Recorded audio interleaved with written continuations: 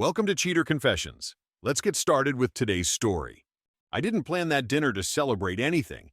I planned it to confirm something. Kayla's behavior the past few weeks didn't add up. Late replies, phone always face down, taking calls in another room. I expected answers that night. I didn't expect him to be sitting in the same room. Kayla, my fiancée, thought it was just another Friday night out. We'd been together for 2 years, engaged for 6 months, with the wedding just a few months away. She spent extra time getting ready, wore that black dress I used to like, the one she said made her feel expensive. I watched her while she fixed her hair in the mirror. "You ready?" she asked. "I've been ready," I said. The restaurant was one of those upscale places downtown. Low lights, quiet music, tables just far enough apart to give people privacy. I picked it on purpose. Not too loud, not too crowded, easy to see everything. We sat down, ordered drinks. She smiled, reached across the table, touched my hand. "You've been distant lately," she said. "Busy," I replied. That was the first lie of the night, and it wasn't mine. Her phone lit up face down on the table. She flipped it over too fast, like muscle memory. Thought I didn't notice. I noticed everything. We ordered food. She kept checking her phone between sentences, small movements, quick glances, like she was waiting for something. Then it happened again. Her screen lit up while she had it face up on the table for half a second too long. I wasn't trying to look. I just saw it. A message preview. "Miss you already. Meet me in the bathroom." She flipped the phone over fast, but it was already too late. I leaned back in my chair and looked past her. That's when I saw him. 2 tables behind her, mid-30s, clean shirt, watching us but pretending not to. The kind of guy who thought subtlety made him invisible. It didn't. Then Kayla stood up. "Bathroom," she said, grabbing her purse. I nodded. She walked past the tables, and that's when I noticed him properly for the first time. He looked up the second she passed. Not casual, not accidental. He watched her, and she looked back for half a second too long. Not long enough for anyone else to notice. But I noticed. She disappeared down the hallway toward the restrooms. 30 seconds later, he stood up too. No hesitation, just stood, checked his phone, and followed. I didn't move. I just watched the direction he went. When she came back, she was normal again. Too normal. That kind of calm that only shows up after something happens. She sat down, smiled, picked up her phone again. A few seconds later, he came back too and sat down at his table. I let a few minutes pass. Let her talk. Let her think she was in control. Then I leaned forward. "Kayla," I said calmly, "how long has this been going on?" Her hand froze mid-air. "What?" I didn't raise my voice, didn't rush it. "The guy behind you," I said. "Black shirt. Keeps checking his phone every time yours lights up." She didn't turn around. That told me everything. "You're crazy," she said quickly. "I don't know what you're talking about." I nodded once. Then I looked her straight in the eyes and said it. "Thank you for showing me who you really are." Her face changed. Not guilt, not yet. Fear. And that's when I knew I wasn't wrong. Kayla forced a laugh, but it didn't land. "Robert, stop! You're making a scene!" "I haven't even started," I said. Her eyes flicked toward the guy behind her for half a second. That was mistake number 2. I kept my eyes on her. "How long?" I asked again. "There is no how long," she snapped, her voice lower now. "You're acting insane." I leaned forward, elbows on the table, voice steady. "Then turn around," I said. "Look at him. Tell me you've never seen him before." She didn't move. That silence said more than anything she could have said. I nodded slowly. "All right." Our food arrived. Perfect timing. The waiter placed the plates between us, smiling like nothing was wrong. "Enjoy your meal," he said. "I will," I replied. Kayla stared at me. "You're really doing this right now?" "I picked tonight for a reason," I said, picking up my fork. She shook her head, trying to regain control. "Even if I did know him, which I don't, you don't get to interrogate me like this in public." I took a bite, chewed, swallowed. "His name's Dave, right?" I said. That landed. Her lips parted slightly. No words came out. "I saw his name pop up," I continued. "You should have turned your notifications off." Behind her, a chair scraped lightly. I glanced past her. Dave stood up. He hesitated, like he wasn't sure whether to walk over or leave. Weak move. "Sit down," I said calmly, not even looking directly at him. You're part of this now. Kayla turned around fast. No, don't. Too late. He stepped closer to the table. Look, man, I didn't know. Don't lie, I cut him off. You don't sit 2 tables away from someone you don't know. Silence dropped over the table. A couple nearby had stopped eating. Kayla grabbed my arm. Robert, stop. Please. I pulled my arm away. You picked him, I said. So now you deal with him. Dave raised his hands slightly. I'm not trying to cause problems. You already did, I said. I reached into my jacket, pulled out my wallet, and placed cash on the table. More than enough. Then I stood up. Kayla looked up at me, panic finally breaking through. You're just leaving? Yes. You can't just walk away like this. I looked down at her, calm, steady. I just did. Then I turned and walked out. Didn't look back. Didn't hesitate. Left her sitting there, with him. I didn't drive around to cool off. I went straight home. By the time I pulled into the driveway, I already knew what I was going to do. No second guessing. No waiting. I pulled out my phone and called Jeremy, my best friend from college, the only guy I trusted when things got messy. Jeremy, I said when he picked up, I need your help. He didn't ask questions right away. What kind of help? Moving help.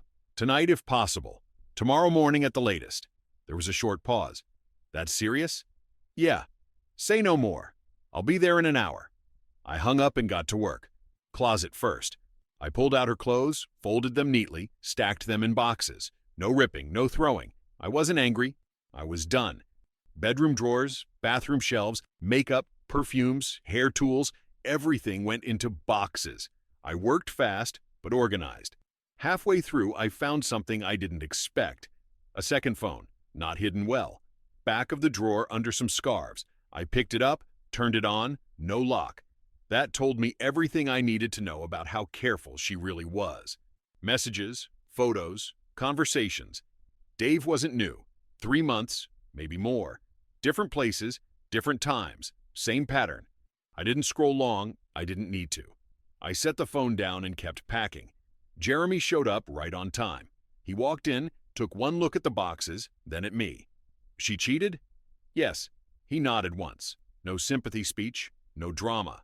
All right, let's finish this. We worked in silence.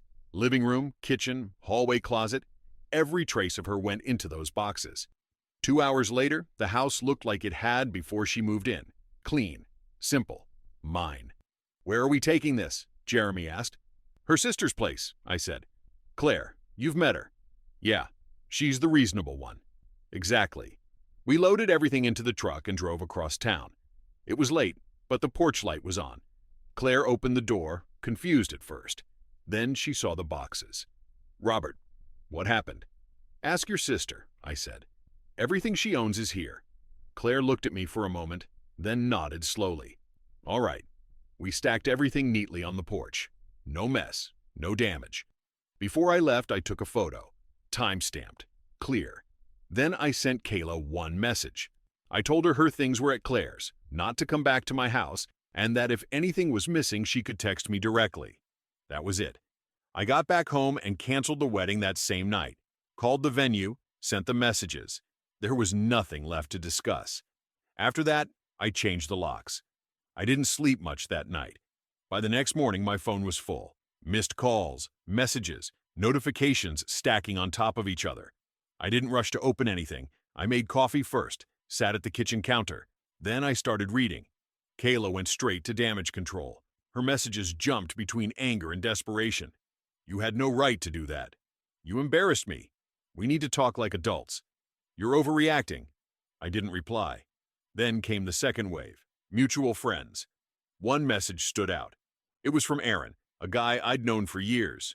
Hey, I don't know what's going on, but Kayla said you kicked her out and dumped all her stuff without warning.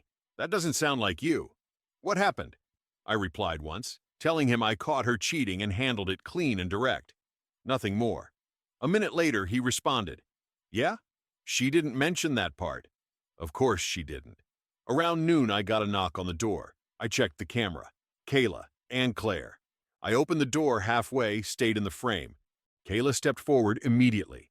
We need to talk. No, I said. You need to leave. Claire raised a hand slightly. Robert, just give her 5 minutes. I looked at Claire. You know why her stuff is at your place? She hesitated. She told me some version of it. Then you know enough.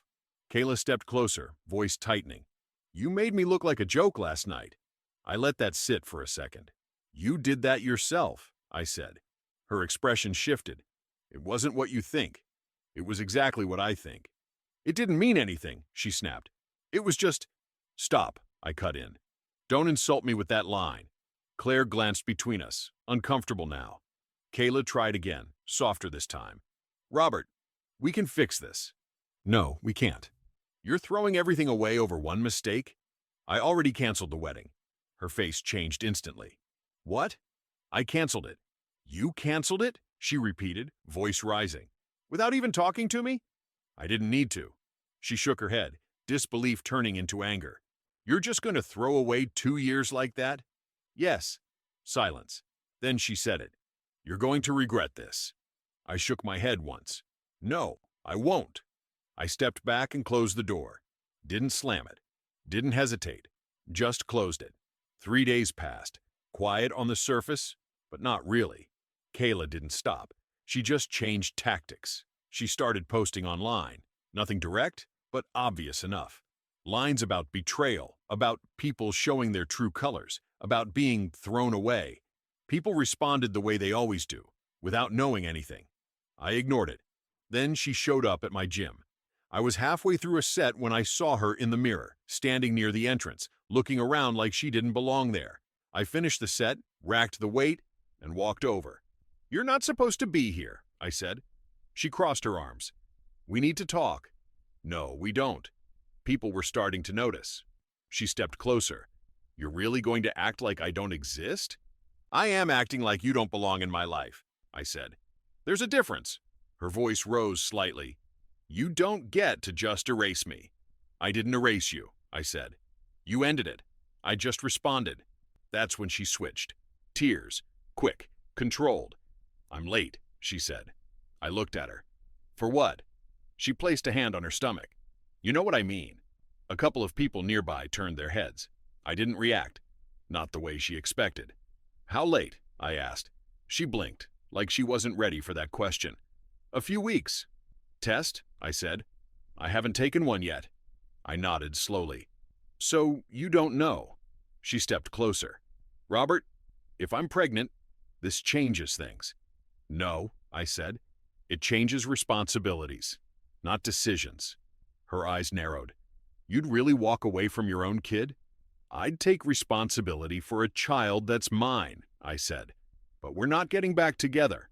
That hit her harder than anything else so far. You're unbelievable, she said. Get a test, I replied.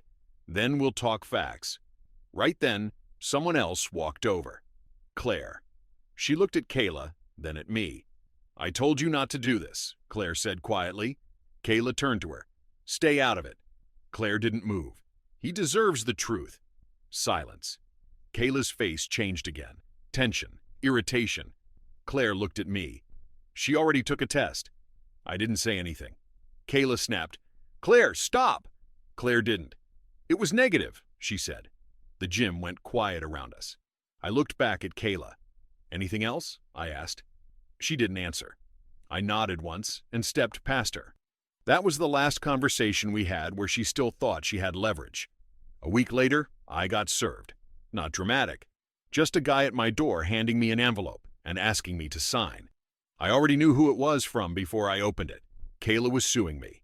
$5,000. Claims were simple: illegal eviction, emotional distress, personal property not returned.